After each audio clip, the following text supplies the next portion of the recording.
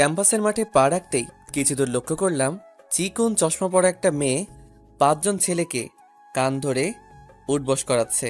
ব্যাপারটা আমার কাছে একটু হাস্যকরই লাগছে। মেয়েটি যেভাবে উঠবস করতে বলছে আর ছেলেগুলো মেয়েটির কথা শুনে বেকুবের মতো তাই করছে। তাদের সামনে গিয়ে কিছু একটা বলতে যাব, এর মধ্যে চিকন মেয়েটি বলে উঠল, এখানে কি? মেয়েটির দিকে একবার তাকাতেই আমার চোখ যেন কপালে উঠে গেল। এত সুন্দরী একটা মেয়ে নম্রভদ্র না হয়ে ক্যাম্পাসে এসে ক্ষমতার বড়াই দেখাচ্ছে। এর একটা বিহিত আমাকে করতেই হবে। আনমনে ভাবতেই মেয়েটি আমার ভাবান্ত চেহারা দেখে বলে উঠল, এই যে তামিল হিরো, এখন কি আপনাকেও কান ধরিয়ে উঠবোস করাবো? আরে ধুর, ওদের মতো আমাকে গাধা পেয়েছেন? আপনি বললেন আর আমি কানে ধরে উঠবস করব, অত সোজা না। আর এই যে ভাইয়ারা, আপনারা এই চিকন প্রাণীর কথায় কান ধরে এত নাচানাচি করছেন কেন? আমার কথায় মেয়েটি 460 ভোল্টেজে রেগে গিয়ে চোখগুলো বড় বড় করে আমার দিকে তাকিয়ে রইল। আর ছেলেগুলো ভয়ে প্রথমে দাঁড়ালো, কিছু একটা বলতে যাব, এর মধ্যে আচমকাই তারা দৌড়ে পালিয়ে গেল। তাদের কাণ্ড দেখে ভ্যাবাচ্যাকা খেয়ে আবার বলে উঠলাম, কি হলো ভাই, আপনারা এই চিকন প্রাণীকে এত ভয় পাচ্ছেন কেন? ভাই, আপনার কপালে আজ অনেক দুঃখ আছে, এই পালারে। তাদের মধ্যে একজন বলতেই সবগুলো একসঙ্গে দৌড়ে পালিয়ে গেল। এইদিকে আমি শুধু তাদের কাণ্ড দেখে অবাক হচ্ছি। চিকন একটা মেয়ে, একে দেখে আবার ভয় পেতে হবে নাকি? ফু দিলে বাতাসের আগে উড়ে যাবে। একেই না আবার ভয় পেতে আনমনে ভেবে পিছনে তাকাতেই মেয়েটি রাগে গজগজ করে দাঁতে দাঁত চেপে বলে ওঠে, তুই আমাকে চিকন প্রাণীর সঙ্গে তুলনা করলি কেন? চিকনকে চিকন প্রাণী বলে ডাকবো না তো মোটা প্রাণী বলে ডাকবো? তোর সাহস তো দেখছি কম না, তুই আমাকে চিকন প্রাণী বলছিস? নে তার জবাব। মেয়েটি এই বলে আমাকে থাপ্পড় মারার জন্য হাত তুলতেই খপ করে তার হাত ধরে বলে উঠলাম, এই যে ম্যাম, এত রেগে যাচ্ছেন কেন? আপনি কি জানেন না মেয়ে হয়ে ছেলেদের গায়ে হাত তুলতে নেই? এতে ওইসব মেয়েদের হাজবেন্ড বাসর রাতেই মায়ের ভোগে চলে যায়। আফসোস, আপনিও সে ভুলটাই করতে যাচ্ছিলেন। চাপা মারা বন্ধ কর। তুই হয়তো আমাকে এখনো ভালোভাবে চিনতে পারিসনি। আমি কার বোন, একটু অপেক্ষা কর, এমনিই জানতে পারবি, দাঁড়া, সে ব্যবস্থাই করছি। এই বলে মেয়েটি রেগে মেগে একদম আগুন হয়ে হন হন করে চলে যেতে লাগলো। মেয়েটি রাগী হলেও যথেষ্ট সুন্দরী। তার সৌন্দর্য দেখে যে কোনো ছেলেই ক্রাশ খেয়ে যাবে। কিন্তু তার এই রাগী স্বভাবের জন্যই হয়তো কোনো ছেলে প্রপোজাল করতে পারেনি, যা বুঝলাম আর কি। এই রে, কথা বলার মাঝে নিজের পরিচয় বলতেই তো ভুলে গেছি। শুনুন তাহলে, আমি রনি হাসান, বাবা মার দ্বিতীয়তম সন্তান। মানে আমারও বড় ভাই আছে, বিয়ে শাদী করে, সে একদম সেট। আর আমি ইন্টারমিডিয়েট পরীক্ষায় অটো পাশ করে জাহাঙ্গীরনগর বিশ্ববিদ্যালয়ের পড়ার সুযোগ মিলেছে। ভাগ্য ভালো ছিল, এসএসসিতে নকল করে A+ পেয়েছিলাম, নয়তো এই জাহাঙ্গীরনগর আর চোখে পড়তো না। যাই হোক, বাদ দিন এসব কথা। তো পড়াশোনার সুবাদে আজই প্রথম ক্যাম্পাসে আসলাম। এসেই দেখুন কেমন ঝামেলার সম্মুখীন হতে হলো। এখানে যে অবস্থা দেখছি, চাপাবাজগিরি করেই চলতে হবে, নয়তো সবার হাতে নাগালে জড়িয়ে নাচাবে। এসব ভাবনার বিচ্ছেদ ঘটিয়ে বেঞ্চে বসে আনমনে ফেসবুকে টাইম পাস করছিলাম। এর মধ্যে সে ছেলেগুলো এসে বলল, ভাই আপনার নাম কি? রনি হাসান, এবার প্রথম বর্ষের স্টুডেন্ট আপনারা। ও, তাহলে হয়ে গেল, আমরাও সেম ইয়ার। যাক, ভালোই হলো, অল্প সময়েই ক্লাসমেটদেরকে পেয়ে গেলাম। কিন্তু তখন ওই মেয়েটার কথায় আপনারা এত ভয় পাচ্ছিলেন কেন? সে কথাই তো বলতে এখানে চলে আসলাম। আপনি যার সঙ্গে ফাজলামো করলেন সে কে জানেন? না। ভাই, আপনি অনেক বড় ভুল করে ফেলেছেন। মেয়েটার সঙ্গে ফাজলামো করা আপনার মোটেও ঠিক হয়নি। মেয়েটির নাম হৃদিতা, আমাদের ক্লাসমেট, এই এলাকার টপ সন্ত্রাসী। সবাই ওর ভাইকে মুন্না সন্ত্রাসী বলে চেনে। আর আপনি আজ প্রথম আসছেন, তাই এইসব কিছু চক্র এখনও বুঝিনি। আস্তে আস্তে সব বুঝে যাবেন।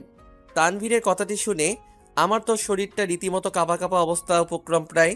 হিরোগিরি দেখাতে গিয়ে নিজেই ফেসে গেলাম। আনমনে ভাবতেই হঠাৎ সৌরভ বন্ধুর মহান উক্তিটা মনে পড়ে গেল, যে অবস্থায় থাকিস না কেন বন্ধু, কখনো নিজেকে বিলাই হিসেবে সবার সামনে উপস্থাপনা করবি না। প্রয়োজনে চাপাবাজগিরি করে হলেও নিজেকে বড় বানাবি, নয়তো সবার লাত্তি উষ্টা খেয়ে খেয়ে জীবন যাবে। কথাটা মনে রাখিস। সৌরভ বন্ধুর মহা উক্তিটা স্মরণ করে তাদের উদ্দেশ্যে বলে উঠলাম, আরে ধুর, ও সন্ত্রাসী বোন হোক আর যাই হোক, এসবে রনি পরোয়া করে না। বিগস যখন যা সামনে আসে তা খুব ভালো করে সামলে নিতে পারি। তোমরা শুধু একসঙ্গে থাকলেই হবে। সরি ভাই, আমরা এইসবের মধ্যে নেই। ধুর শালা, এত ভয়ে চললে কি ক্যাম্পাসে ঘোরাঘুরি করতে পারবি? এবার একটু দলবন্ধুকে শক্তিশালী কর, যাতে কেউ কিছু বললে তার জবাব দিতে পারি। নিলয়, তুই ঠিকই বলছিস। ক্যাম্পাসে আমরা নতুন আসছি, কেউ ঠিক মতো চিনেই না। এ অবস্থায় ক্যাম্পাসের ছোট বাচ্চারাও আমাদেরকে রেক দিতে বিন্দুমাত্র পিছপাও হবে না। সুতরাং আমি বলি কি, আমরা 6 একসঙ্গে দলবদ্ধ থাকাই উত্তম হবে। শফিকের কথায় বাকি 4 জনেও আমার দলে যোগ হয়ে গেল। শুরুতেই যে এতগুলো বন্ধু পেয়ে যাব ভাবতেই পারিনি। তাদের সঙ্গে কিছুক্ষণ আড্ডা দিবার পর ক্লাসে এসে লক্ষ্য করলাম হৃদিতার সঙ্গে আরো 6-7 মেয়ে হাতে ক্রিকেট খেলার স্ট্যাম্প নিয়ে দাঁড়িয়ে আছে। এবার বুঝতে পারলাম না ওর ভাই সত্যি অনেক বড় সন্ত্রাসী, যেভাবে ক্রিকেট খেলার স্ট্যাম্প নিয়ে দাঁড়িয়ে আছে হৃদিতা। আজ তো আমাকে জামাই আদর করবে দেখছি। ভয়ে ক্লাসরুমে প্রবেশ করতেই হৃদিতা সহ তার বান্ধবীরা স্ট্যাম্প নাড়িয়ে কাছে আসতে লাগলো। আর আমার সঙ্গে তানভীর, শফিক টফিক যাচ্ছিল, তারা সব ভয়ে পালিয়ে গেল। কিন্তু আমি পালাতে পারছি না। ভয় পাওয়া সত্ত্বেও নিজেকে সংযত রেখে উল্টো তাদের সামনে গিয়ে বললাম, কি ব্যাপার, হাতে লাঠি, আন্দোলন করবেন নাকি? লাঠি দিয়ে তোর পুজো করব, দাঁড়া। আমাকে চিকন প্রাণী বলার স্বাদ মেটাচ্ছি।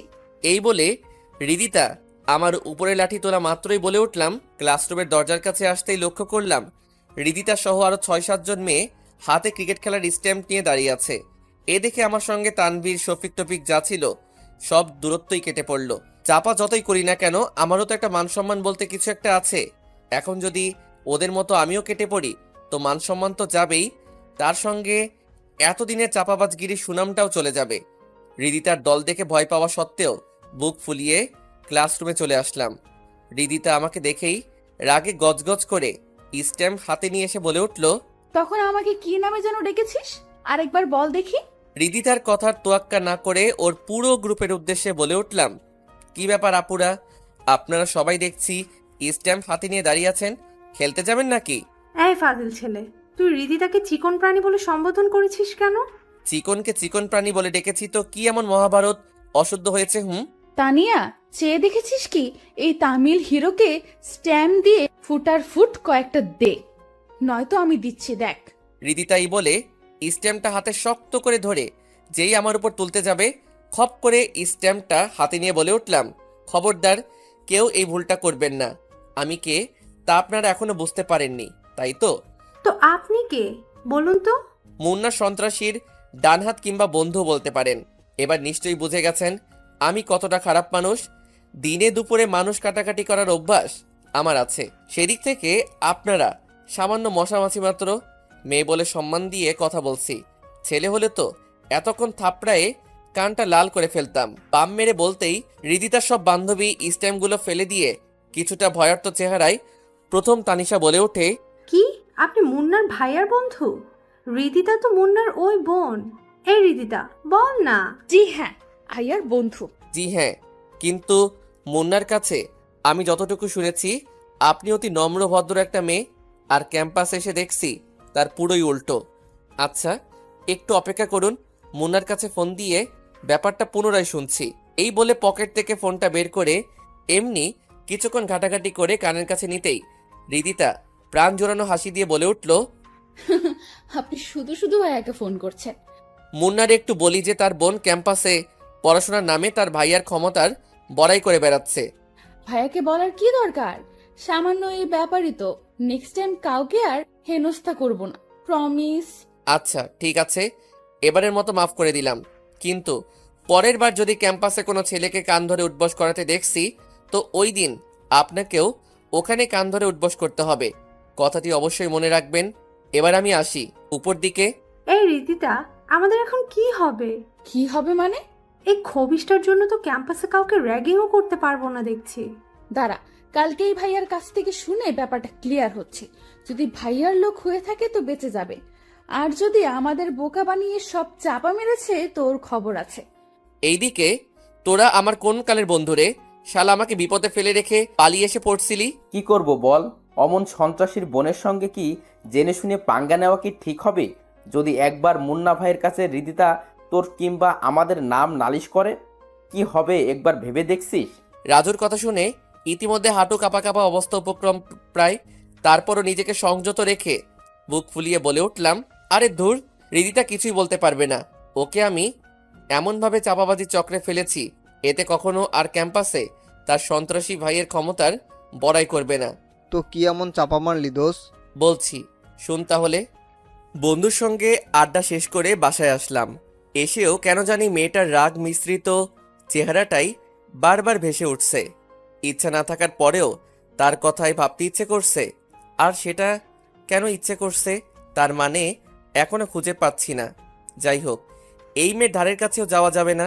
একবার যদি তার মুন্না ভাইকে আমার সম্বন্ধে কিছু একটা বলে তো সে আমাকে জিন্দা কবর দিয়ে দিবে। না বাবা, এসবের মধ্যে নিজেকে জড়ানো যাবে না। আমি পড়াশোনা করতে আসছি, সেটাই বরং করব। যেভাবে সে কাজ পরের দিন ক্যাম্পাসে চলে আসলাম। তানভীর, শফিক, রাজু কাউকেই পেলাম না। এদিক সেদিক তাকিয়ে দেখলাম হৃদিতাও নেই। দেখে চিন্তামুক্ত লাগছে। প্রফুল্ল মনে ক্যাম্পাসের মাঠে বসে আনমনে ফেসবুকে টাইম পাস করছি। এর মধ্যে হৃদিতা ও তার বান্ধবীদের নিয়ে আমার সামনে হাজির। কিছুটা একটা বলতে যাব, এর মধ্যে হৃদিতাই বলে উঠল, কিরে, কাল না ক্লাসরুমে খুব বড় গলায় বলেছিলি তুই ভাইয়ার ডান হাত? কই, ভাইয়াকে তোর কথা জিজ্ঞেস করলে ভাইয়া বলল রনি নামে আমাদের দলে কোনো সন্ত্রাসীই নেই। এই রে, এত জলদি হৃদিতা ওর ভাইয়ের কাছ থেকে সব শুনে ফেলেছে? এখন তো চাপাবাজি করার কোনো সুযোগই নেই দেখছি। আনমনে ভাবতেই তানিয়া বলে ওঠে, আমাদের সঙ্গে ফাজলামো করার জন্য তোকে এখন ক্যাম্পাসে সবার সামনে কান ধরে 50 বার ওঠবস করতে হবে। নে, জলদি শুরু কর। 50 বার কান ধরে উঠবস করতে বলছে? মান সম্মান তো যাবেই, তার সঙ্গে বন্ধুদের কাছে হাসি তামাশার পাত্র হতে হবে। কিন্তু এখন কি কথা বলে কেটে পড়া যায় সেটাই তো ভেবে পাচ্ছি না। এসব ভাবতেই হৃদিতা প্রচণ্ড রেগে বলে, এখন তুই কান ধরবি নাকি ভাইয়াকে ডেকে এনে তোর রামধুলাই দিব? দেখুন, আপনারা আমাকে যত ধনীর পরিবারের ছেলে ভাবছেন, আমি তা না। গ্রামের সামান্য একজন কৃষকের ছেলে। এখানে অনেক সংগ্রাম করেই আমাকে আসতে হয়েছে। তবে কোনো অন্যায়ভাবে কাউকে হেনস্থা করতে দেখলে নিজেকে সংযত রাখতে না পারি না। অন্যের ঝামেলায় নিজেই জড়িয়ে যাই। কাল কিছুটা রেগেই আপনাকে দুই একটা ভুলভাল কথা বলছি, এর জন্য আমি ক্ষমা প্রার্থী। আর এই যে হৃদিতা ম্যাম, আপনি তো মুন্না ভাইয়ের বোন, চাইলে যে কাউকে মারধর ক্যাম্পাস থেকে বের করে দিতে পারবেন। আজ আমাকেও বলছেন ক্যাম্পাসে সবার সামনে 50 বার কান ধরে উঠবস করতে। আমার কৃষক বাবা যদি জানতে পারে তার ছেলে ক্যাম্পাসে সবার সামনে কান ধরে উঠবস করছে, তাহলে সে কতটা আঘাত পাবে একবার ভাবতে পারছেন? আপনার সন্ত্রাসী ভাইয়ের ক্ষমতার বড়াই দেখিয়ে আমাদের মতো অসহায় গরিব সাধারণ ছেলেকে অসম্মানের মুখে ফেলে দিয়ে না প্লিজ। সরি, আমাদের ভুল হয়েছে। আমরা আসলে এত কিছু বুঝে উঠতে পারিনি। আমিও এত কিছু বুঝে উঠতে পারিনি, সরি। যদি পারেন তাদের সঙ্গে বন্ধুত্ব করে নিন, আর না পারলে তাদের সঙ্গে অন্তত হেনস্থা করেন না প্লিজ। আমার ইমোশনাল ডায়লগ শুনে হৃদিতা, তানিয়া তারা দুজনেই প্রায় আধো কান্না। কথাগুলো কিভাবে বলছি তা আমি নিজেও জানি না। সেদিনকার পর থেকে হৃদিতাকে ক্যাম্পাসে কোনো ছেলেকে হেনস্থা করতে দেখিনি। যাই হোক, আমি তো হৃদিতাকে রীতিমতো পাশ কাটিয়ে চলছি। জেনে শুনে তো আর আগুনে পা রাখা সম্ভব না। এইভাবে কিছুদিন কেটে গেল। এর মধ্যে প্রায় সবার সঙ্গে প্রায় বন্ধুত্ব হয়েছে, কিন্তু হৃদিতার সঙ্গে বন্ধুত্ব করেনি। হৃদিতাও কখনো আগ বাড়িয়ে কথা বলতে আসেনি। তো একদিন ক্লাস শেষে গেটে এসে দাঁড়িয়ে ফোন ঘাঁটতেছি, হঠাৎ হৃদিতা এসে বলল, রনি, কেমন আছো? ভালো। আপনি কেমন আছেন? আচ্ছা, তুমি আমাকে আপনি বলে সম্বোধন করছো কেন? না, এমনি। ভাইয়ার কথা ভেবে ভয় পাও নাকি? এই এলাকার সবাই তো আপনার ভাইকে দেখে ভয় পায়, তাহলে আমি কেন পাবো না? ক্যাম্পাসে প্রথম যখন আসলে তখন তো হিরো হিরো ভাব ধরে চলেছ। তখনও তো জানতে আমি মুন্নার বোন, তারপরও দুষ্টুমি ফাইজলামি করেছ। তো এখন এমন হলো যে আমার সঙ্গে দেখা হলে কথাই বলছো না, পাশ কাটিয়ে চলে যাচ্ছ। তার মানে ভাইয়াকে দেখে তুমি একটু বেশি ভয় পাও। আপনি ঠিকই ধরেছেন। আমি আসলে ঝামেলায় পড়তে চাই না, সাধারণভাবে চলতেই বেশি পছন্দ করি। আমি মুন্নার বোন বলে ক্যাম্পাসে সবাই আমাকে পাশ কাটিয়ে চলে।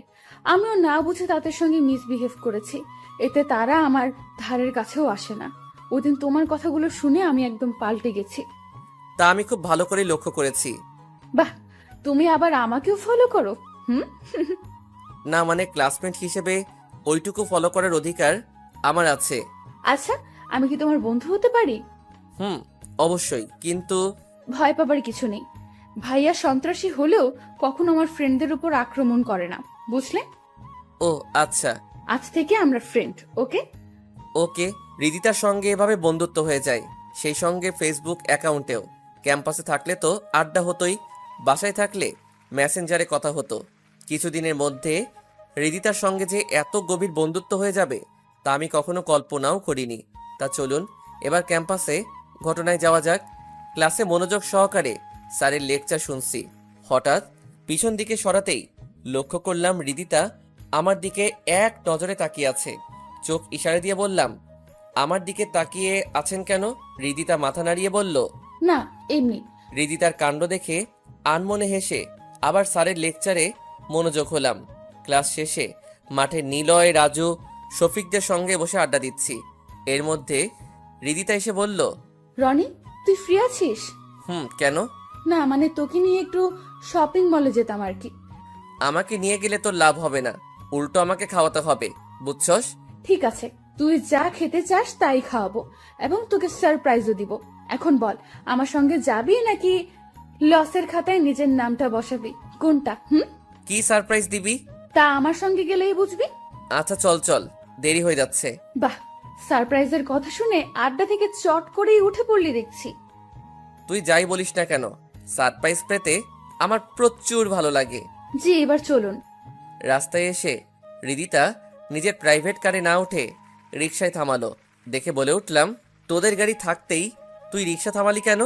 রিকশায় করে যেতেই আমার ভালো লাগে, তাই রিকশা থামালাম। ও এই ব্যাপার। রিকশায় দুইজনেই উঠার পর আমার কেন জানি হৃদিতার পাশে বসে থাকতে সংকোচ বোধ হচ্ছে।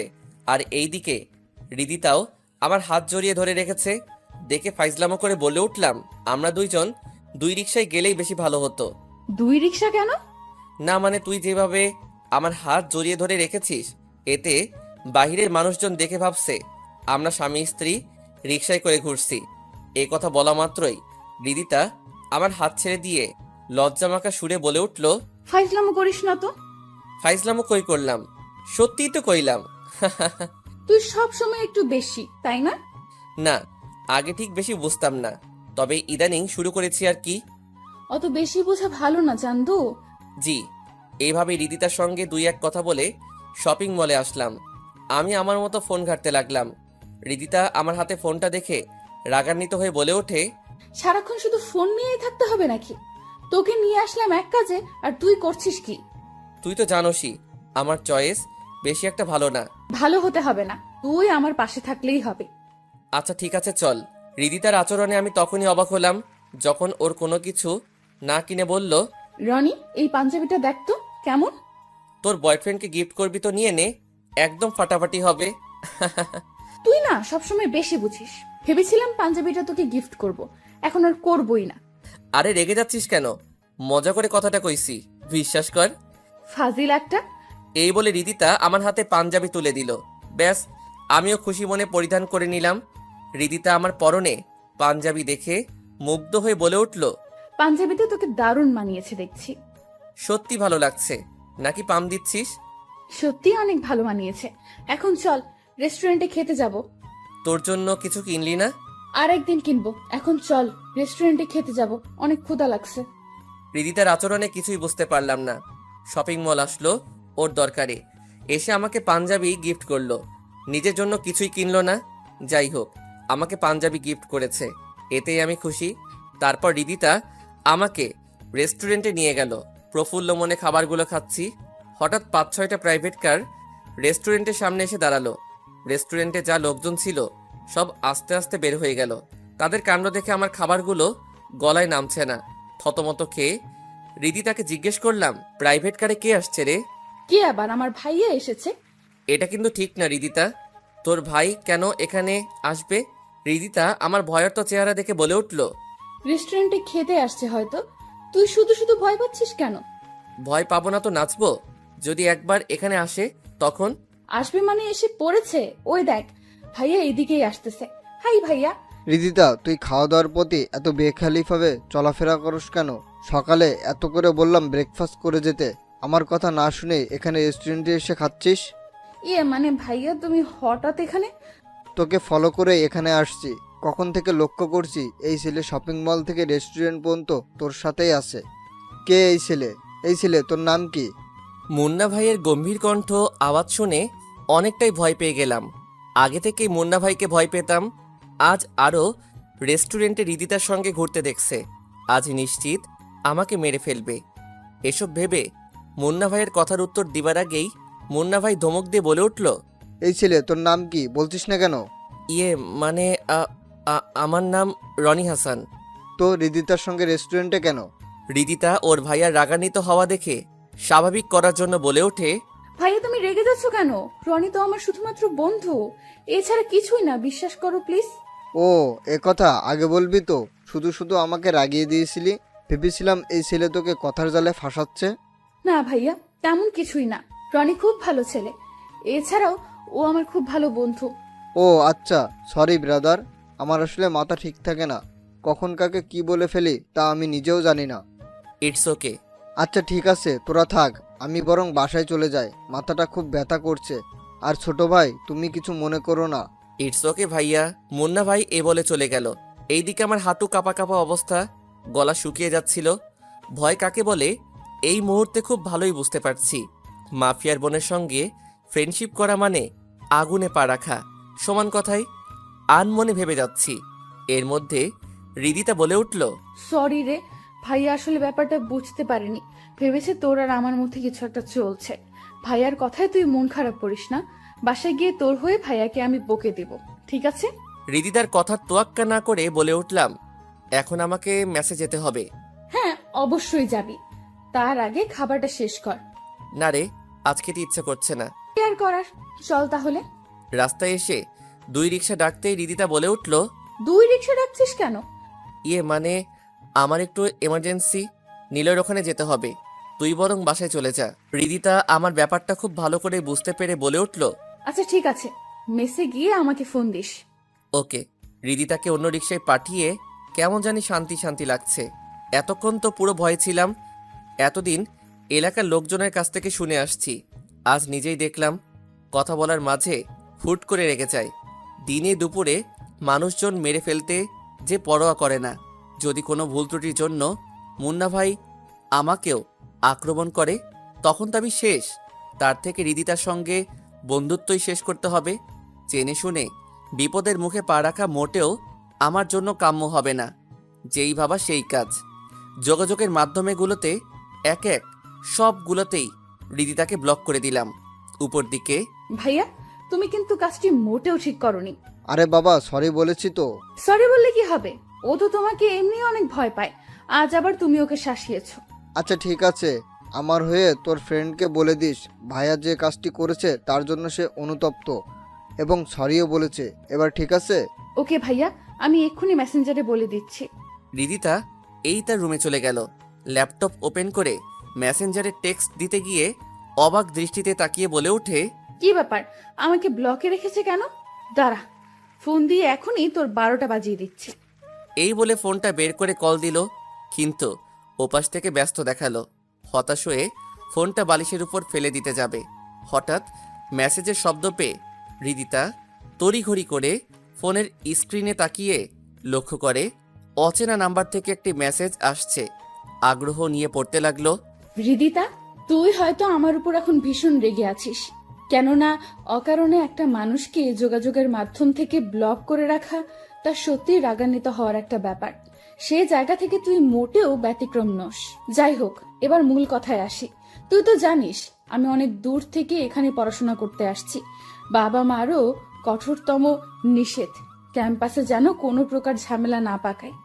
এছাড়া তুই তোর ভাইয়ের রাগ সম্পর্কে ভালোই জানিস, কখন কি থেকে কি করে ফেলে তা সে নিজেই জানে না। তাই আমি সিদ্ধান্ত নিয়েছি তোর আর আমার বন্ধুত্বের সম্পর্ক এখানেই শেষ।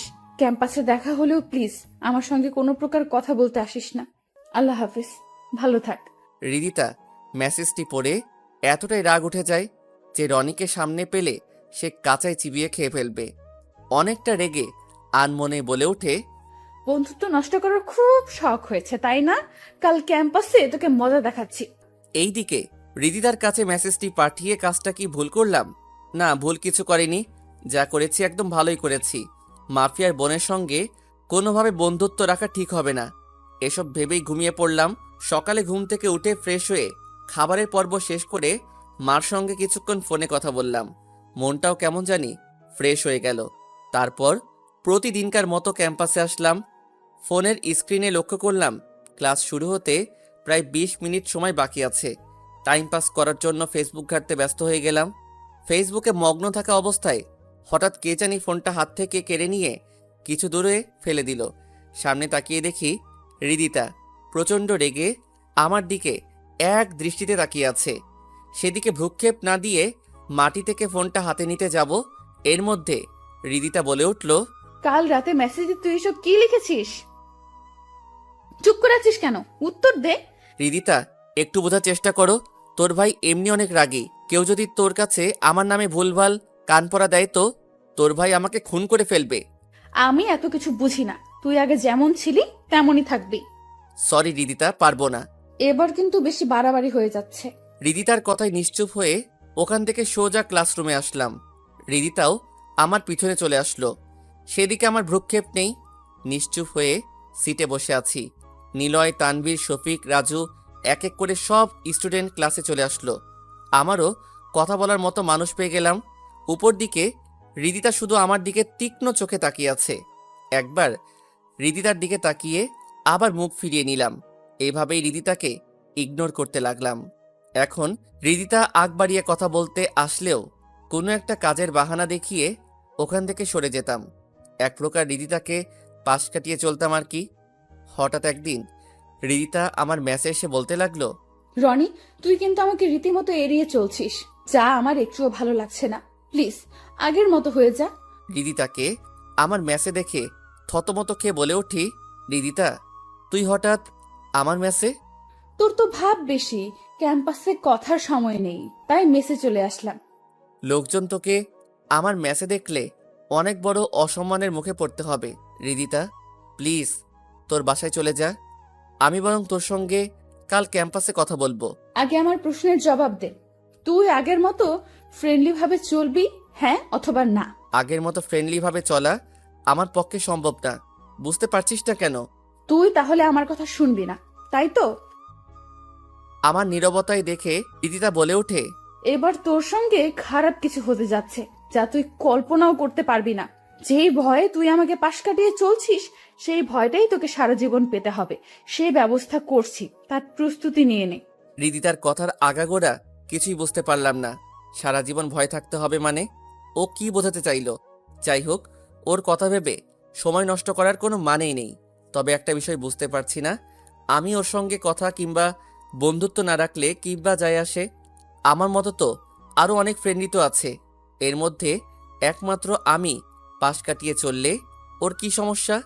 হয়তো হৃদিতা আমাকে ভালো বন্ধু ভাবে, হুট করে বন্ধুত্ব সম্পর্ক নষ্ট করায় মানতে পারছে না। অপরদিকে হৃদিতা বোন, কান্না করছিস কেন? মুন্নার কথাটি শুনে হৃদিতা আরো জোরে কান্না করে বলে ওঠে, খবরদার আমার সঙ্গে ভুলেও কথা বলতে আসবা না। মুন্না হঠাৎ তার বোনের অভিমান দেখে থতমত খেয়ে যায়। হঠাৎ আবার কি এমন হলো যে কান্না করছে? আনমনে ভেবে মুন্না বলে, আচ্ছা কি হয়েছে আমাকে বলবি তো নাকি? শুধুমাত্র তোমার জন্য আমার বন্ধু বান্ধব কেউ কাছে ঘেঁষতে পারে না। ওই দিন রনিকে একটু শাসিয়েছ দেখে ও আমার সঙ্গে কথা বলবে তো দূরের বিষয়, চোখ তুলে তাকানোর সাহসটুকুও পায় না। আমি আগ বাড়িয়ে কথা বলতে চাইলেও পাশ কাটিয়ে চলে যায়। ও এই ব্যাপার, রনি কথা বলে না দেখে কান্না করছিস?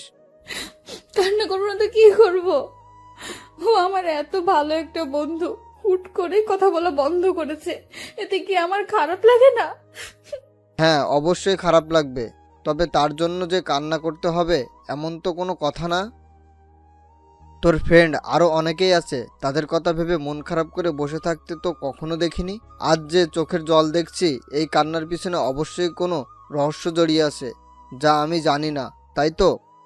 মুন্নার সন্দেহজনিত কথা শুনে হৃদিতা কান্না মিশ্রিত কণ্ঠে বলে ওঠে, ভাইয়া তুমি কোন রহস্যের কথা বলছো?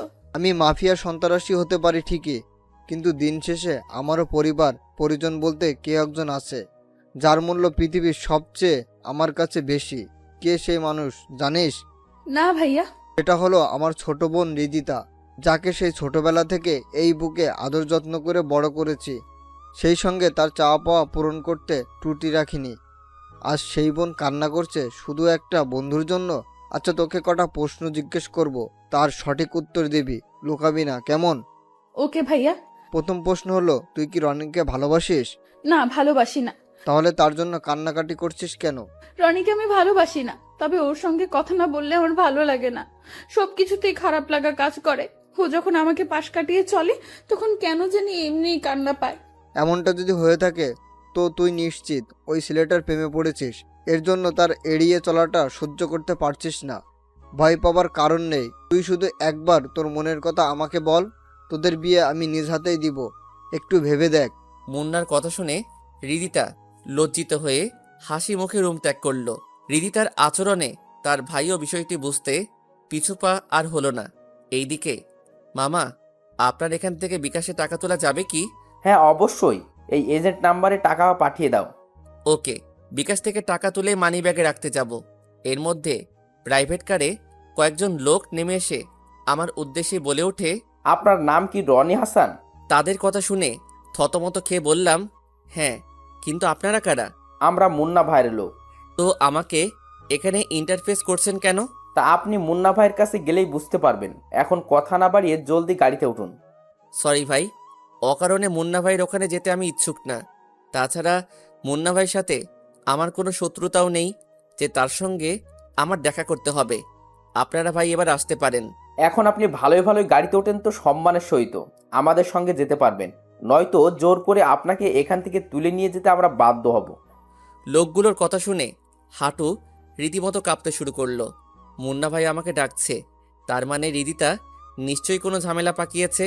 আনমনে ভাবতেই লোকগুলো ধমকের সুরে বলে ওঠে, আপনি যাবেন নাকি তুলে নিয়ে যাব? থাক ভাই, তুলে নিয়ে যেতে হবে না, আমি স্বইচ্ছায় আপনার সঙ্গে যাচ্ছি, চলুন। বাধ্য হয়ে মুন্না ভাইয়ের বাসায় আসলাম। মনে মনে হাজারো ভয় লাগা কাজ করছে। হৃদিতাও মেসে গিয়ে আমাকে শাসিয়ে আসছে। আজ মুন্না ভাই হাত থেকে রক্ষা নেই। আনমনে এসব ভাবতেই মুন্না ভাই সিঁড়ি বেয়ে নামতেই যা বলল তা শোনার জন্য মোটেও প্রস্তুত ছিলাম না। কিরে, তোর সাহস দেখছি অনেক বেড়ে গেছে। ইয়ে মানে ভাইয়া, আপনি কি বলতে চাচ্ছেন? একটু অপেক্ষা কর, সবই বুঝতে পারবি। মুন্না ভাইয়ের কথায় ভয়ে গলা একদম শুকিয়ে যাচ্ছে। মনে হচ্ছে আজ আর নিজেকে বাঁচাতে পারবো না। এখন শুধু হৃদিতার উপর রাগ হচ্ছে। ও তো জানতোই এসব ঝামেলায় নিজেকে জড়াতে চাই না। এসব জেনে শুনে আমাকে বিপদের মুখে ফেলে দিল। তারপর ভেবে নিলাম, আজ মুন্না ভাইয়ের হাতে মরতেই যখন হবে, তাহলে এত ভয় পেয়ে লাভ কি? এসব ভেবেই বলে উঠি, ভাই, আমি খুব সাধারণ একজন মানুষ। এসব ঝামেলায় নিজেকে জড়াতে চাই না। তাছাড়া আপনার সঙ্গে ব্যক্তিগত কোনো শত্রুতাও আমার নেই। তাহলে এখানে আমাকে আনার উদ্দেশ্য কি? উদ্দেশ্য অবশ্যই আছে, একটু অপেক্ষা কর, সব বুঝিয়ে দিচ্ছি। মুন্না ভাই এই বলে হৃদিতাকে ডাক দিল। হৃদিতাও সঙ্গে সঙ্গে এসে পড়ল। আমাকে দেখেই হাসি উজ্জ্বল চেহারা উপস্থাপনা করে মুন্না ভাইয়ের উদ্দেশ্যে বলে ওঠে, ভাইয়া ডেকেছো কেন? এই ছেলেটার নাম কি রনি? হ্যাঁ ভাইয়া। একেই তো ভালোবাসিস? হুম। হৃদিতার সঙ্গে কথা শেষ করে মুন্না ভাই আমাকে উদ্দেশ্যে বলে, রিদিদাকে শুধু ভালোবাসিস নাকি বন্ধুই ভাবিস, কোনটা? মুন্না ভাইয়ের কথাটা শোনার জন্য আমি মোটেও প্রস্তুত ছিলাম না। অবাক প্লাস ভয় নিয়ে বলি, ভাইয়া আপনি ভুল ভাবছেন। হৃদিতাকে আমি ভালোবাসি না, শুধুই বন্ধু ভাবি। হৃদিতা, তুই চুপ আছিস কেন? ভাইয়াকে সবকিছু বল। এত ভয় পাবার কি আছে? ভাইয়াকে বলে দে তুই আমাকে ভালোবাসিস। হৃদিতার কাছ থেকে এ কথা শুনে আকাশ ভেঙে যেন আমার মাথার উপর পড়ার উপক্রম প্রায়। কি বলছে? মাথা কি খারাপ হয়ে গেল নাকি? হৃদিতা, এটা কিন্তু ঠিক হচ্ছে না। আমাদের মাঝে কখনো ভালোবাসার সম্পর্ক ছিল না, বন্ধুত্বর সম্পর্কই ছিল। আজ হঠাৎ এসব উল্টাপাল্টা কথা বানিয়ে বলছিস কেন? কি? আমি বানিয়ে বলছি তুই আমায় ভালোবাসিস না? আচ্ছা ঠিক আছে, তোকে আমায় ভালোবাসতে হবে না। হৃদিতা এই বলে ছোট বাচ্চাদের মতো কান্না করে তার রুমে চলে গেল। এইদিকে হৃদিতার চোখের জল দেখে মুন্না ভাই রাগান্বিত হয়ে আমার শার্টের কলার চেপে ধরে বলে ওঠে, আমার বোনের চোখের জল দেখলে আমার মাথা ঠিক থাকে না। ইচ্ছা করছে তোকে এখানেই শেষ করে দেই। ভাই, আপনি বিশ্বাস করুন, আমার আর রিদিতার মাঝে কোনো ভালোবাসার সম্পর্ক ছিল না। ও বানিয়ে এসব বলছে। রিদিতা শুধু আমার বোন না, ও আমার মেয়ের মতো। ছোট থেকেই যখন যা চেয়েছে তাই এনে দিয়েছি। এবারেও তার আবদার আমি পূরণ করব, আর তা এই 2 দিনের মধ্যেই। জয়নাল, বিয়ের সমস্ত আয়োজন প্রস্তুত কর, কালকে এদের বিয়ে সম্পন্ন করব। জি আচ্ছা ভাই, আমি বরং এখনই ডেকোরেশন এবং লাইটিংয়ে পুরো বাড়ি আলোকিত করার ব্যবস্থা করছি। মুন্না ভাইয়ের কাছ থেকে বিয়ে নামক শব্দটি শুনে পায়ের নিচে মাটি যেন সরে গেল। পরিশেষে মাফিয়ার বোনকে বিয়ে করতে হবে? না, কোনোভাবে সম্ভব না। এই বিয়ে আমি করতে পারবো না। আনমনে ভেবেই বলি, ভাইয়া, আপনি ভুল সিদ্ধান্ত নিয়েছেন। রিদিতাকে আমি বিয়ে করতে পারবো না। মুন্না ভাই রাগান্বিত সুরে বলে ওঠে, ছোট ভাই, এত বেশি বুঝো না। হিতে নিজের জীবনটাই কিন্তু হারাতে হবে। এবার মনের মধ্যে ভয় ঢুকে গেল। নিমিষেই চুপ হয়ে গেলাম। সন্ত্রাসীর পালাই পড়েছি। তাদের কথার প্রতিবাদ করলেই নিশ্চিত জীবন হারাতে হবে। তার থেকে চুপ করে থাকাই শ্রেয়। ও একদিন পর বিয়ের সকল নিয়মকানুন মেনে আমার আর রিদিতার বিয়ে সম্পূর্ণ হয়ে গেল। বিয়েতে সকল বন্ধুবান্ধব উপস্থিত ছিল, শুধু আমার পরিবার আর আত্মীয় স্বজনরাই উপস্থিত ছিল না। তাদের কথা ভেবে খুব খারাপ লাগছে। রিদিতা ওর জিতকে প্রাধান্য দিয়ে হয়তো আমাকে বিয়েটা করতে বাধ্য করেছে, কিন্তু আমার মনের অবস্থা একবারও বুঝতে চেষ্টা করলো না। ছাদের কিনায় এসে আনমনে ভাবছি, পড়াশোনা করতে এসে বিয়ের চক্রে যে এভাবে পড়ে যাব তা কখনো কল্পনাও করিনি। ওইদিকে বাবা মা, ভাইয়া, ভাবি তারা হয়তো আমার বিয়ের কথা জানতে পারলে অনেক কষ্ট পাবে। এখন এসব ভেবেই বা কী হবে? বিয়ে তো আমি স্বইচ্ছায় করিনি।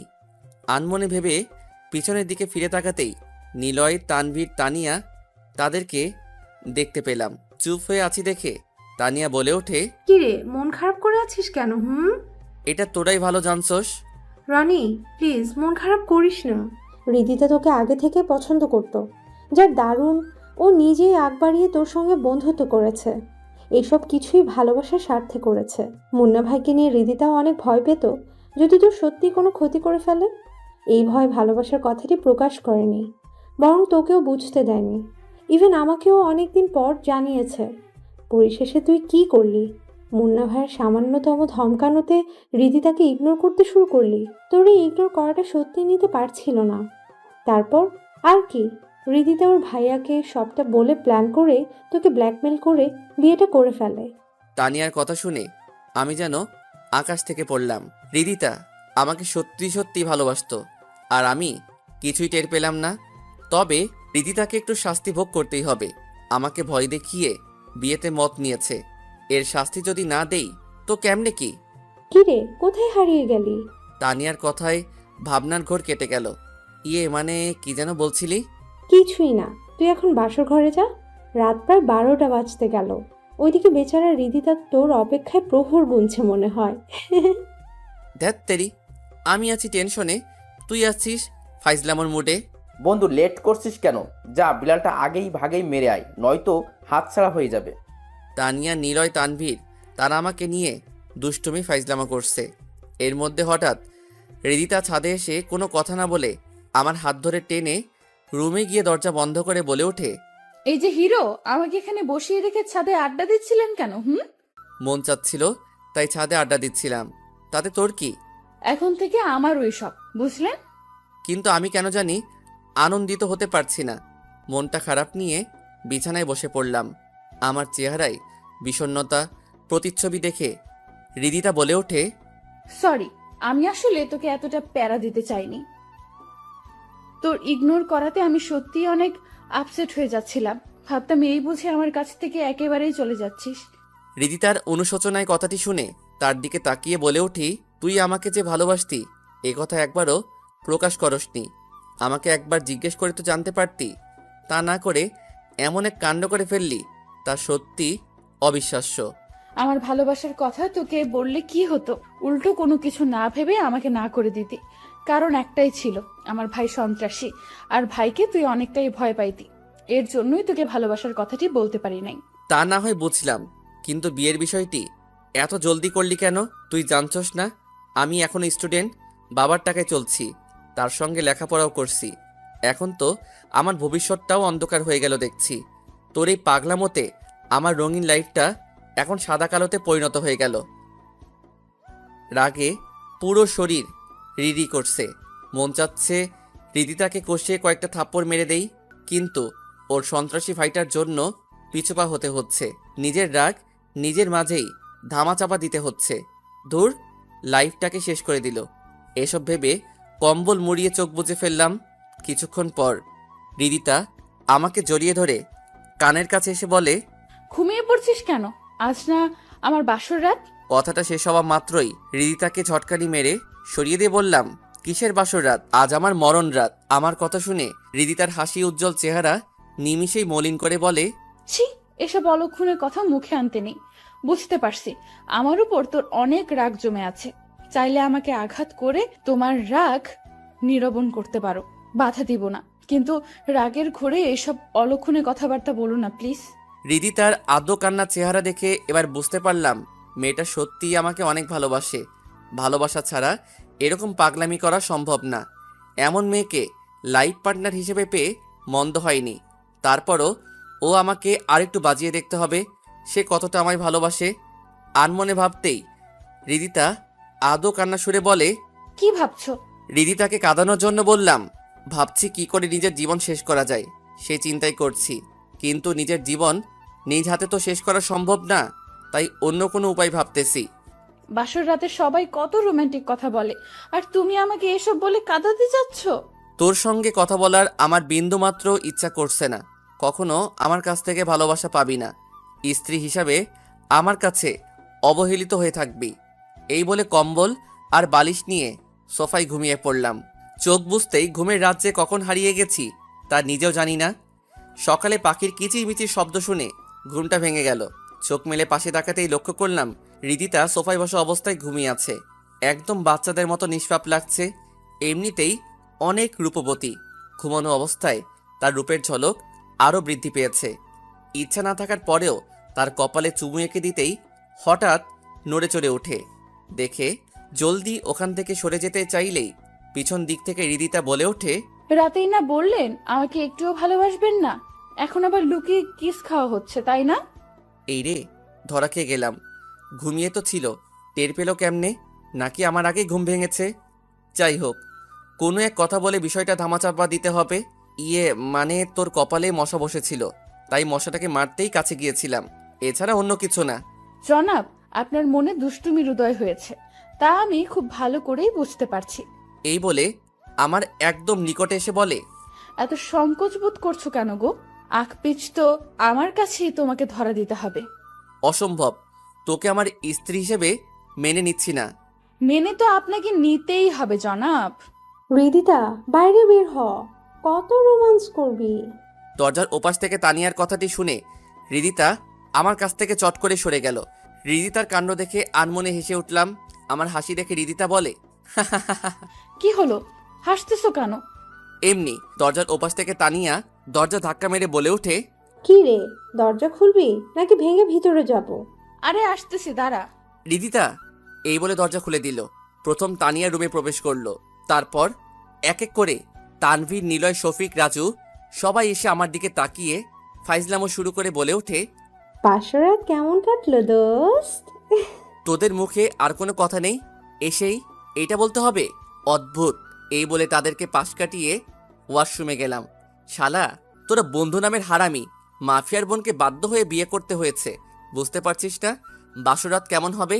এটা আবার আমাকে জিজ্ঞেস করতে হবে নাকি? আনমনেই একাই বকবক করছি। অপরদিকে এই যে আপুমনি, বাসরাত কেমন কাটালেন? আর বলিস না, এতদিন সিনেমায় যে কাহিনী দেখেছি সেম কাহিনী আমার সঙ্গে হয়েছে।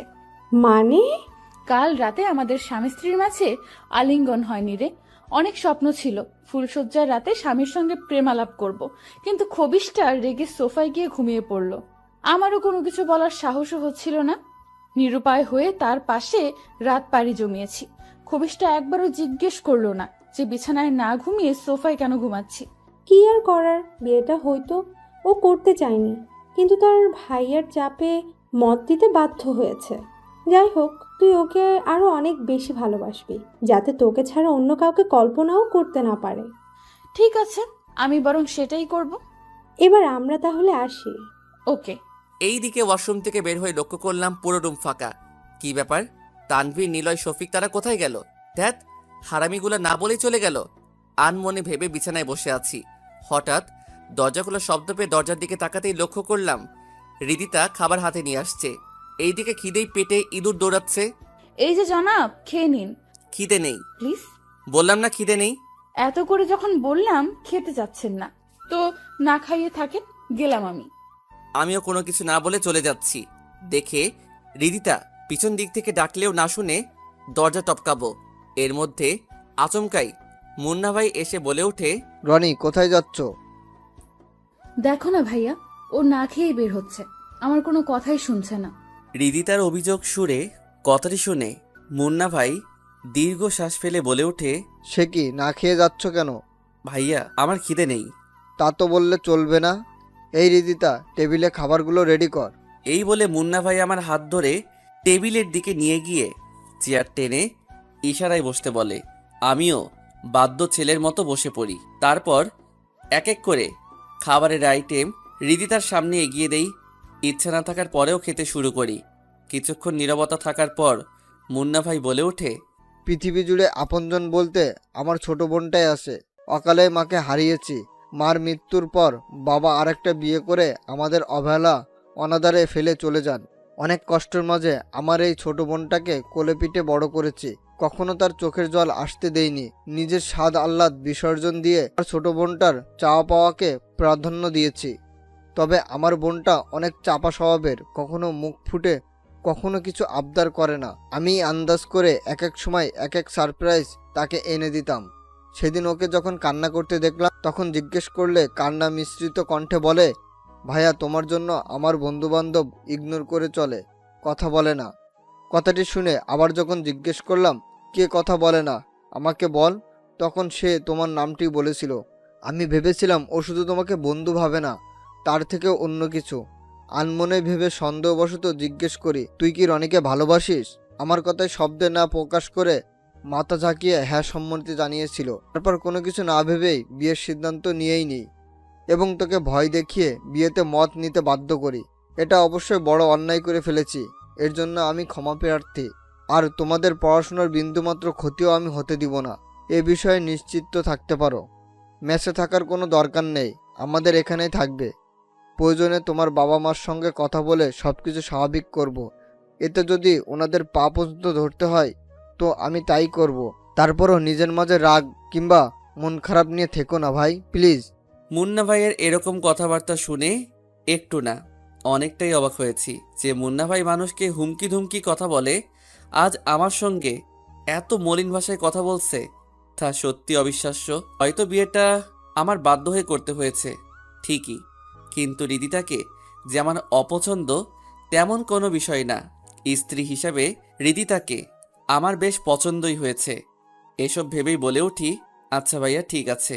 রিদিতাকে আমি স্ত্রী হিসেবে মেনে নিয়েছি, কিন্তু আমি তো এখনো বেকার। হৃদিতার দায়িত্ব তোমাকে এখনই নিতে হবে না। যতদিন না তোমার পড়ালেখা শেষ হচ্ছে না ততদিন তোমরা আমার দায়িত্বেই থাকবে, সমস্যা নেই। জি আচ্ছা। মুন্না ভাই চলে যাবার পর রিদিতা বলে ওঠে, ভাইয়া হয়তো তোমাদের চোখে খুনি, সন্ত্রাসী, কিন্তু আমার চোখে পৃথিবীর সেরা ভাইদের মধ্যে আমার ভাইয়া একজন। তার ঋণ আমি কখনো শোধ করতে পারবো না। এই বলে রিদিতা চোখের জল মুছে রুমে চলে গেল। বুঝতে পারলাম সে অনেকটাই ইমোশনাল হয়েছে। বাসায় ভালো লাগছে না দেখে ক্যাম্পাসের মাঠে আড্ডা দিতে চলে আসলাম। বন্ধুরা আমাকে দেখা মাত্রই খোঁজা মেরে বলতে শুরু করলো, কি বন্ধু, পরিশেষে মাফিয়ার বোনকে বিয়ে করে ফেললি? একদিক থেকে ভালোই হয়েছে, আমাদের সঙ্গে আর কেউ উচ্চ গলায় কথা বলতে পারবে না, বিকজ তুই আমাদের সঙ্গে আছিস। ধুর বাদ দে তো এসব কথা, এমনিতেই অনেক প্যারায় আছি, কোনো কিছুতেই ভালো লাগছে না। সে কি, কাল বিয়ে করলি আজই বলছিস ভালো লাগছে না? গুরু, আর কটা দিন যাক, তারপর নয় একটু মুখে উচ্চারণ করিল শুরু। ব্যাস, বন্ধুদের এক দুই কথায় আড্ডা ভালোই জমে গেল। মন খারাপ থাকলেও এখন আর তা নেই। আড্ডা শেষ করে রিদিতাদের বাসায় না গিয়ে সোজা মেসে চলে আসলাম। বাড়িওয়ালা আমাকে দেখেই বলে ওঠে, বাবা তুমি মেসে থেকো না প্লিজ, ভীষণ ঝামেলায় পড়তে হবে। আঙ্কেল, আপনি হঠাৎ এ কথা বলছেন কেন? মুন্না ভাইয়ের কঠোর আদেশ, তা আমাকে পালন করতেই হবে। ও আচ্ছা। এই বলে ম্যাচ থেকে গুটি গুটি পায়ে হেঁটে যাচ্ছি আর ভাবছি মুন্না ভাই সত্যি অনেক বড় মাপের সন্ত্রাসী। বাড়িওয়ালাকে কি না কি বলেছে, সে কথায় বাড়িওয়ালা মানতে বাধ্য হয়েছে। আমার লাইফে এরকম পরিস্থিতির সম্মুখীন হতে হবে তা কখনো কল্পনাও করিনি। ভাগ্যের লিখন এমনই হয়তো ছিল। আর মনে ভাবছি আর গুটি গুটি পায়ে হেঁটে যাচ্ছি, হঠাৎ পকেটে রাখা ফোনটা কেঁপে উঠল। পকেট থেকে ফোনটা বের করে স্ক্রিনে লক্ষ্য করলাম হৃদিতার কল। গুরুত্ব না দিয়ে কেটে দিলাম। ব্যাস, আবারও কল দিল। এবার কলটা কেটে না দিয়ে রিসিভ করে বললাম, ওপাশ থেকে ঝাঁঝালো কণ্ঠে হৃদিতা বলে, আমার কল রিসিভ করছো না কেন? কল রিসিভ না করলে কথা কার সঙ্গে বলছিস? প্রথমবার তো কল কেটেই দিলা। আমার ইচ্ছা হয়েছে, কল রিসিভ করিনি। তো কোনো সমস্যা?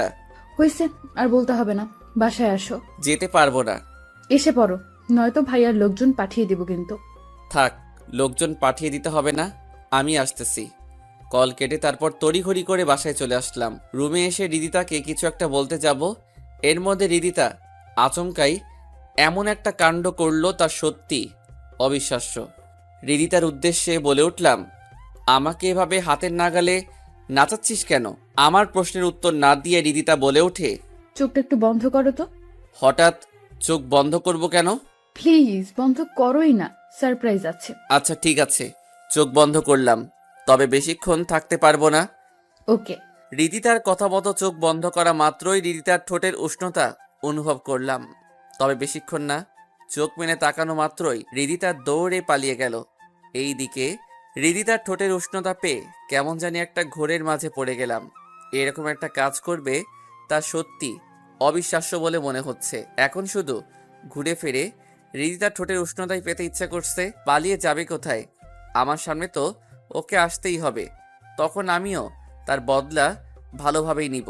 রুম থেকে বের হয়ে হৃদিতাকে আশেপাশে খুঁজতে লাগলাম। চারিদিক চোখ বুলিয়ে নিলাম, কোথাও নেই। ফোনটা বের করে কল দেওয়া মাত্র কিচেন রুম থেকে হৃদিতার ফোনটা বেজে উঠল। তারপর এদিক সেদিক না তাকিয়ে কিচেন রুমে গিয়ে লক্ষ্য করলাম খুব মনোযোগ সহকারে রান্না করছে। তার হাতের নাগালে ফোন কল টুন বাজছে, সেদিক কোনো ভ্রুক্ষেপ নেই। আমিও কম কিসের স্যুট করে পিছনে গিয়ে হৃদিতাকে জড়িয়ে ধরলাম। আচমকায় জড়িয়ে ধরাতে কেঁপে ওঠে, তোতলিয়ে বলে, কে? আপনার হাজব্যান্ড। ও আচ্ছা, হঠাৎ কি মনে করে আমার কাছে আসলেন? আমার বউটাকে একটু আদর করতে চলে আসলাম। ব্যাস, কথাটি শুনেই হৃদিতা আমার কাছ থেকে নিজেকে ছাড়িয়ে নিবার চেষ্টা করে বলে ওঠে, না না, আদরের কোনো দরকার নেই, দেখছো না রান্না করছি, ছাড়ো আমাকে। ছাড়বো না। তখনকার সারপ্রাইজটাতে আমার মন ভরেনি, সুতরাং সারপ্রাইজটা পুনরায় আবার চাই। এই বলে হৃদিতার গলায় নাক ডুবিয়ে দিলাম। কিচেন রুমে এসে আপনাকে এত রোমান্টিক হতে হবে না, কেউ দেখে ফেললে লজ্জায় মুখ দেখাতে পারবো না, ছাড়েন বলছি। এত সুন্দরী বউ পাশে থাকলে সবাই রোমান্টিকই হবে, তাহলে আমার কি দোষ? এই বলে হৃদিতার ঠোঁটের উষ্ণতা নিতে যাব, হঠাৎ গরম চেনি হাতে চেপে ধরাতে চট করেই হৃদিতার কাছ থেকে সরে গিয়ে বলে উঠি, আহ বউ না ডাকাত, একটু কাছে এসেছি বলে গরম চেনির ছ্যাঁক দিতে হবে? ধুর, তোর কাছে আসাই আমার ভুল হয়েছে। মানা করার পরেও শুনছিলাম না কেন? ঠিক আছে, ভুল আমারই হয়েছে, আপনি রান্না করেন। এই বলে রেগে মেগে কিচেন রুম থেকে চলে আসলাম। তোর মুডটাই নষ্ট করে দিল। কিছুক্ষণ পর হৃদিতা রুমে এসে দুষ্টুমি সুরে বলে ওঠে, কেমন লাগে ফুলসজ্জার রাতে আপনি আমাকে ছ্যাঁকা দিয়েছেন, তাই এর প্রতিশোধ নিলাম। এবার তাহলে আমিও প্রতিশোধটা নিয়ে নেই, দাঁড়া। এই বলে বিছানা থেকে নেমে হৃদিতার দিকে এগিয়ে যাচ্ছি। দেখে ও পালানোর চেষ্টা করা, আগে খপ করে তার হাত ধরে হ্যাঁচকা টেনে বুকে জড়িয়ে নিয়ে বললাম, এবার তোর কাছ থেকে আমাকে কেমনে সরাবি? নিজেকে বাঁচানোর টেকনিক আমার জানা আছে, তা দেখতে চাও? পারমিশন পাওয়া মাত্রই হাতে সজোরে কামড় বসিয়ে দিল। ব্যথা পাওয়া সত্ত্বেও মুখে হাসি এনে বলে উঠলাম, এই সামান্য কামড়ে আমার কিছুই হবে না, বুঝছিস? একটুও ব্যথা পাওনি? না, পাইনি। এই বলে হৃদিতাকে বিছানায় নিয়ে প্রথমেই কপালে চুমু এঁকে দিলাম। তারপর স্বামী স্ত্রীর মধুর ভালোবাসায় দুইজনে হারিয়ে গেলাম। আলিঙ্গনের পর হৃদিতা আমার বুকে মাথা রেখে জড়িয়ে শুয়ে আছে। দুইজনের মাঝে কোনো কথা নেই। মনে হচ্ছে এই মুহূর্তে আমাদের দুইজনেই বাকরুদ্ধ হারিয়েছে। নীরবতার প্রহর ভেঙে হৃদিতা বলে ওঠে, আমাকে ছেড়ে কখনো যাবে না তো? নীরবতার মাঝে হৃদিতার কথাটি শুনে থতমত খেয়ে বলে উঠি, চলে যাবার প্রশ্ন আসছে হঠাৎ? না মানে, বিয়ে তো আমাকে স্বইচ্ছায় করনি, চাপে পড়েই মত দিতে বাধ্য হয়েছ। এর জন্য তোমাকে নিয়ে আমার অনেক ভয় হয়।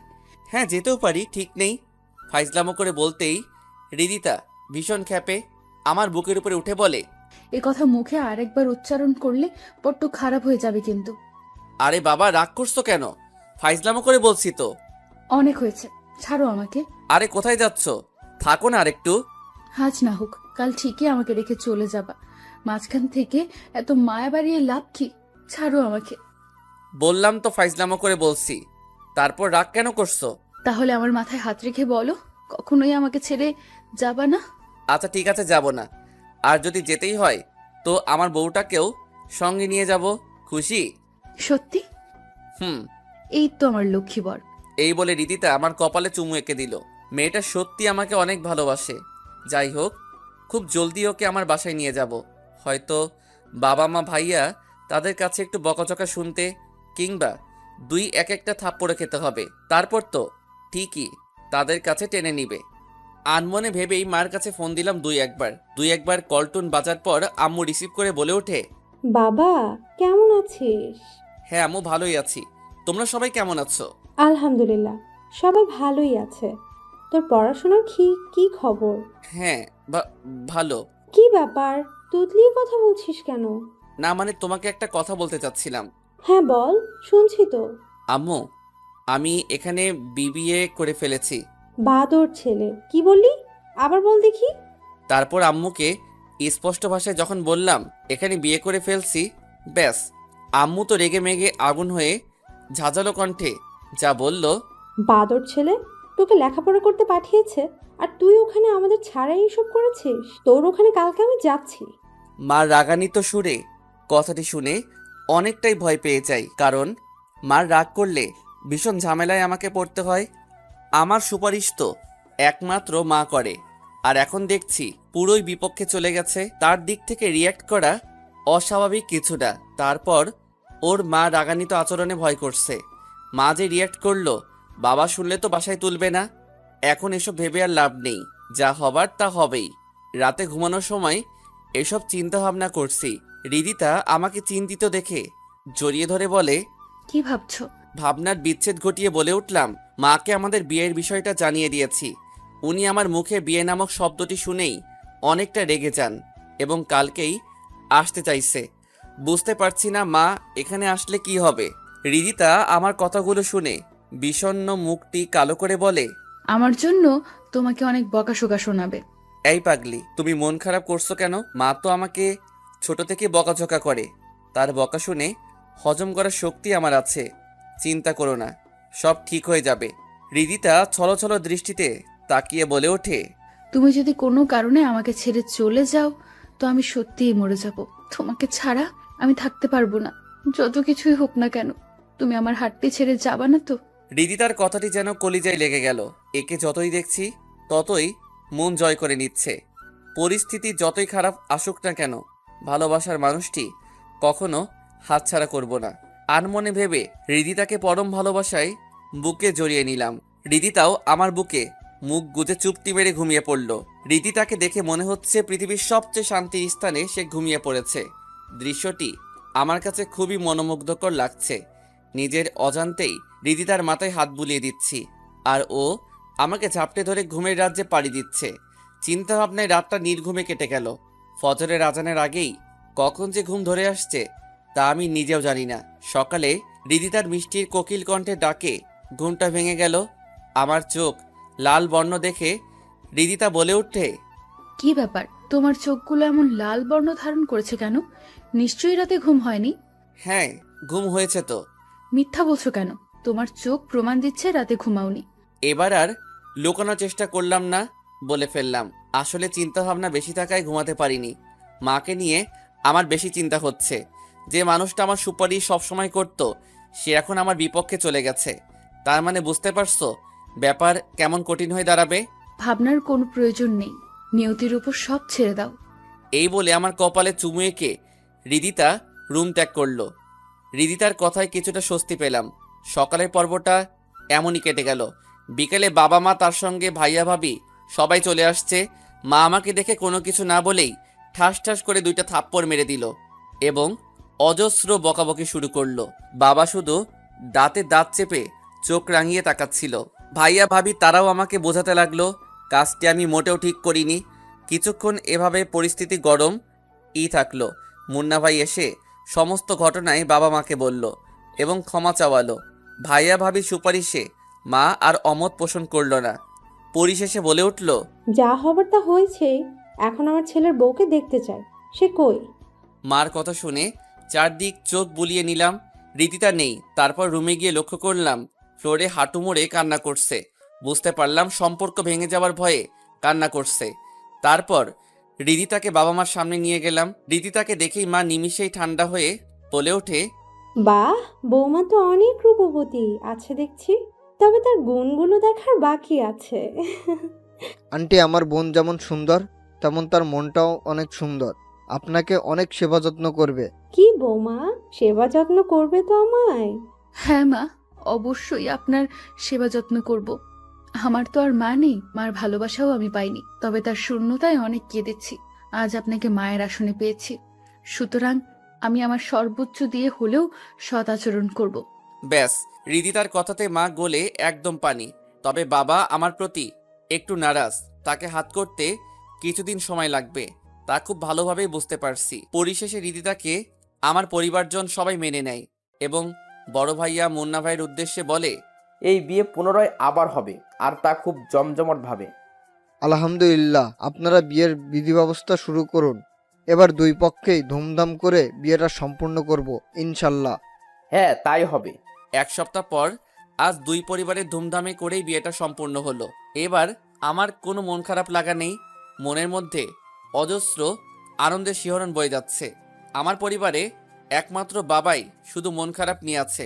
হয়তো আমার বিষয়টা মেনে নিতে পারছে না, তবে খুব শীঘ্রই তার রাগ ভাঙিয়ে ছাড়বো। এই যে আমার প্রাণের দেবর, ছাদে একা একা মোবাইলে কি লেখালেখি করছো? ওইদিকে হৃদিতা যে তোমার অপেক্ষায় আদৌ কান্না প্রায়। লেখালেখি বাদ দিয়ে ভাবির উদ্দেশ্যে বলে উঠলাম, না মানে ইউটিউবে টুকটাক গল্প লেখালেখি করি, তো এর জন্য নিজের ঘটনাগুলো গল্প আকারে ইউটিউবে পাবলিশ করছি। ওরে আমার লেখক দেবর রে, এখন লেখালেখি বন্ধ করে হৃদিতার কাছে যাও। মেয়েটা অনেকক্ষণ ধরে তোমার অপেক্ষায় বসে আছে। না, আর একটু লেখা বাকি আছে, এইটা শেষ করেই যাচ্ছি। এ কথা বলা মাত্রই ভাবি ফোনটা কেড়ে নিল এবং আমাকে জোর করে বাসর ঘরে রেখে বাইরে থেকে দরজা আটকে দেয়। হৃদিতা আমাকে দেখেই অভিমানে মুখ ফিরিয়ে নেয়। বিছানায় বসতে যাব, হৃদিতা আচমকাই বলে ওঠে, আই খবরদার, বিছানায় আসবে না। হঠাৎ হৃদিতার রং বদল দেখে বলে উঠলাম, কি ব্যাপার, বিছানায় আমাকে যেতে দিচ্ছ না কেন? প্রথমবার বাসর রাতের কথা মনে আছে? আমাকে যে ছ্যাঁকা দিয়েছো, তাই আজ আমিও তোমাকে ছ্যাঁকা দেব। ওই দিন তো আমার মন মানসিকতা ভালো ছিল না, এটা তো তোমাকে বুঝতে হবে। না, একটুও বুঝবো না। তুমি আমাকে ছ্যাঁকা দিয়েছো, আমিও তাই করব। প্রতিশোধ না নিলে হয় না। এই, তুমি বিছানা থেকে নামবা নাকি আমি সোফায় গিয়ে ঘুমাবো? আরে এরকম করছো কেন? থাকো তোমার বিছানায়। এই বলে রিদিতা সোফায় চলে গেল। এইদিকে আমি বেকুব বনে চলে গেলাম।